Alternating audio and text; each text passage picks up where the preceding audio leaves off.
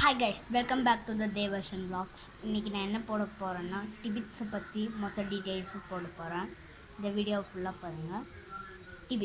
டிபிட்ஸுன்றது 1, 1, 5, 10 அந்த மாதிரி விலைகள் இருக்குது. விலை மட்டும் பத்தாமல் க்ரீன், ஆரஞ்ச், ரெட், ரோஸ் இந்த கலர்லலாம் இருக்குது. இதுக்கு மேலே டிபிட்ஸில் நிறைய பேர் சொல்கிறது டிபிட்ஸு போதைப் பொருள் கலக்குறாங்க, அந்த மாதிரி சொல்கிறாங்க.